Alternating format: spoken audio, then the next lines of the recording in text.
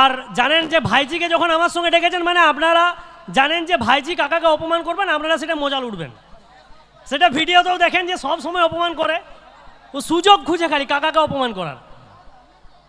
প্রথমে বলি আমাকে তো আপনারা দেখতেই পাচ্ছেন ওইখান থেকে নিশ্চয়ই। আমি বলি ভাইজিকে কি দেখতে পাচ্ছেন ওই দূর থেকে?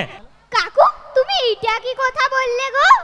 না এটা কি কথা বললাম, মানে যারা দূরে আছে তারা তোকে দেখতে না পেতে পারে, কারণ তোর তো এই ফিগার, এই ফিগারের পেছনের লোক কি দেখতে পাবে? জিরো ফিগারের অধিকারী, ও ক্যাটরিনা কাইফের পরেই। আমি এত সুন্দর করে সেজে আইছি, ওরা যদি আমাকে দেখতেই না পায় তাহলে আমার এত সুন্দর করে সেজে কি লাভটা হইলো? না সাজাটা লাভ হয়েছে, কিন্তু কি বলতো তোকে দেখতে পাবে কেমন বলতো, মনে হবে দেশলাই কাঠিটা, দেখো মনে হবে এটা কাঠিটার মাথায় দেখো বারুদ মনে হচ্ছে, মনে হচ্ছে বারুদ আর কি।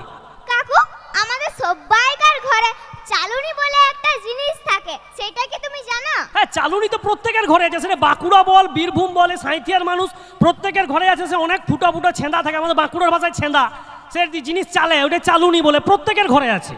আর আমাদের সবাইকার ঘরে ছুঁচ বলে একটা জিনিস থাকে, সেইটা কি তুমি জানো? হ্যাঁ ছুঁচ তো থাকে, ছুঁচের পিছনে একটা ফুটা থাকে যেটা দিয়ে সব সেলাই জিনিস করা হয়, তো এটা না জানার কি আছে? সেই চালুনিটা হচ্ছে তুমি আর ছুঁচটা হচ্ছে আমি। তুমি চালুনি হয়ে ছুঁচের বিচার করতে আসছো, নিজের গতরটা একবারটি দেখো তারপরে আমার বিচার করতে আসবে।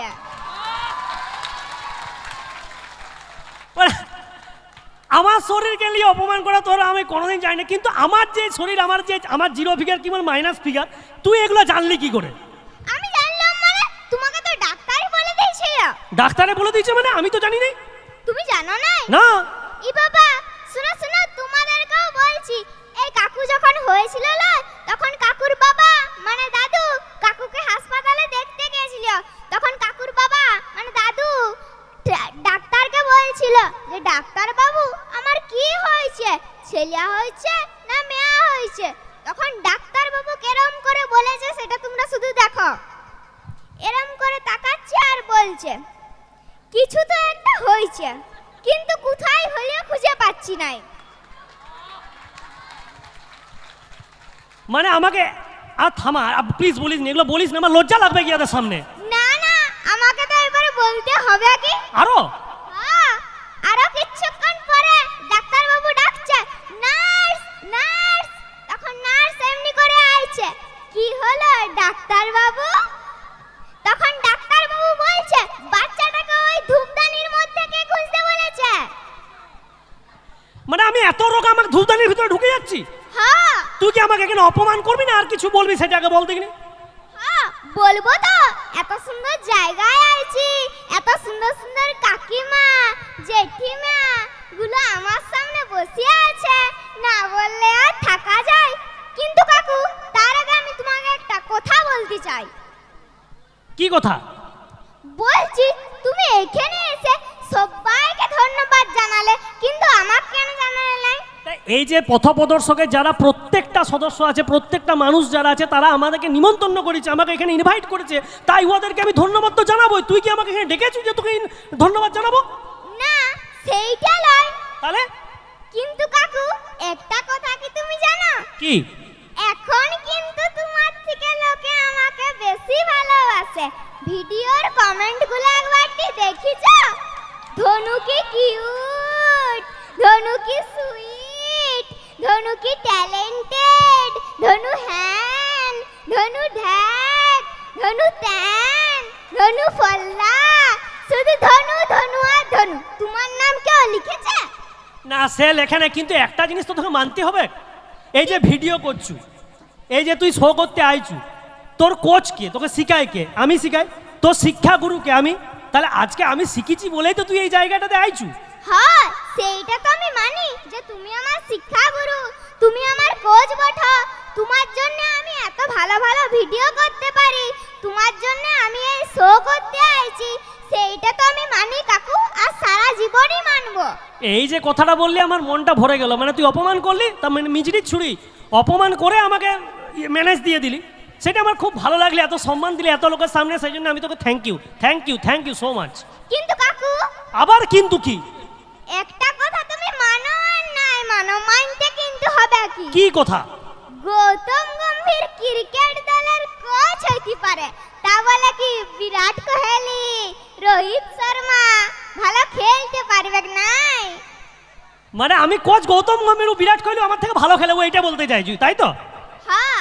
ঠিক আছে, তুমি জানি, কিন্তু একটা কথা বলো, আমি এখানে ওখানে বসেছিলাম অনেকক্ষণ, এসে আমি চিন্তা করছিলাম যে স্টেজে এসে কি বলবো, বিশ্বাস করো মানে খুব চাপে ছিলাম, কি বলবো না বলবো। ও দেখছি একবার এই ধারে উকু পাড়ছি, একবার হাই দিকে উকু পাড়ছি। তুই কি করছিলি, কি খুঁজছিলি তুই? টেনশন কাকু, টেনশন, তুমি ওটা বুঝবে না। মানে এই 9 বছর বয়সে আমরা কুটুম ঘরকে, আত্মীয় ঘরকে গেলে আমাদের যদি পটি পেতাম, আমরা বলতে লজ্জা পেতাম, আমাদের কি টেনশন কথাটাই জানতাম নাই।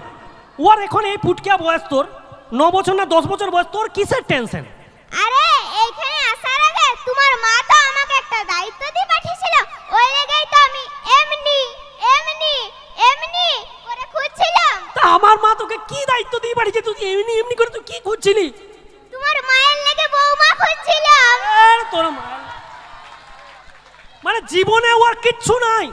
জীবনে তোমরা যদি ভিডিও দেখো, ওর উদ্দেশ্য একটাই, বিশ্বাস করো, মানুষ চাকরি পাওয়ার জন্য কি করে, পড়াশোনা করে, পরীক্ষা দেওয়ার জন্য তো চাকরির পরীক্ষা দেওয়ার জন্য পড়তে হবে।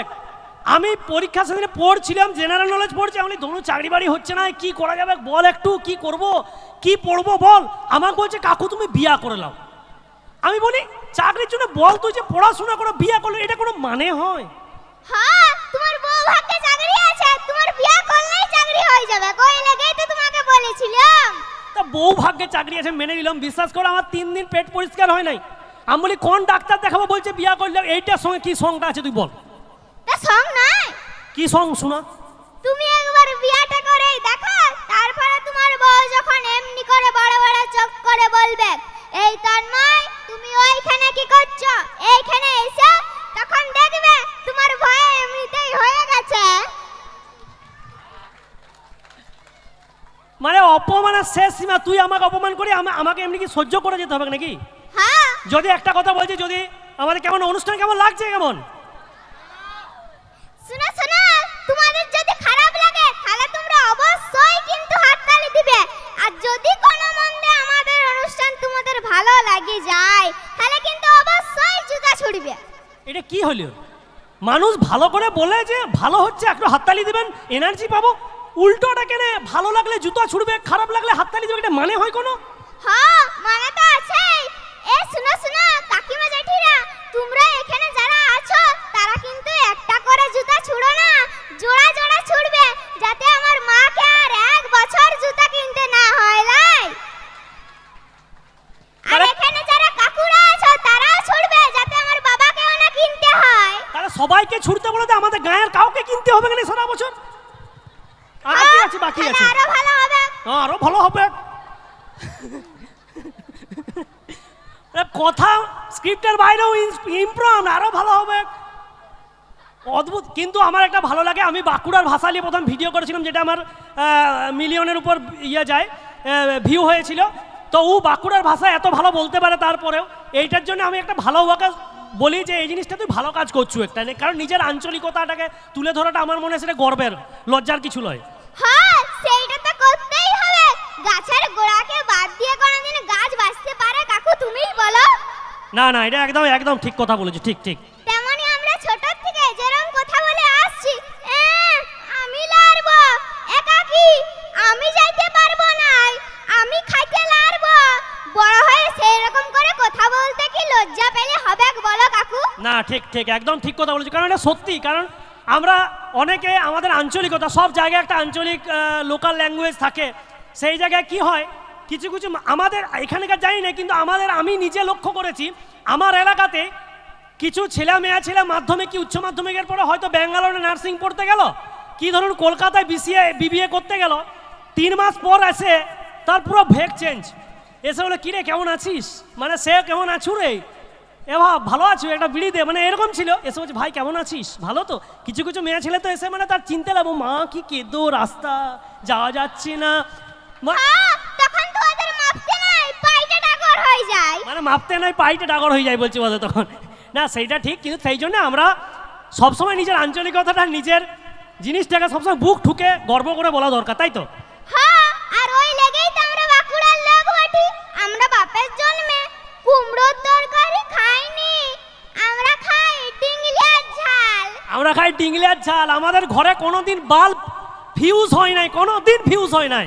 আমাদের ডুমগুলা কাটিয়ে যায়। আমাদের ডুমগুলো কেটে যায়। আমাদের ঘরে আমাদের ছেলেপুলের আমাদের বন্ধু বান্ধবরা কোনোদিন যদি মারামারি করে, বিশ্বাস করুন কেউ কাউকে কোনো দিন লাথি মারে নাই। আমাদেরগুলা ভ্যাক করে গোড়ারে দেয়।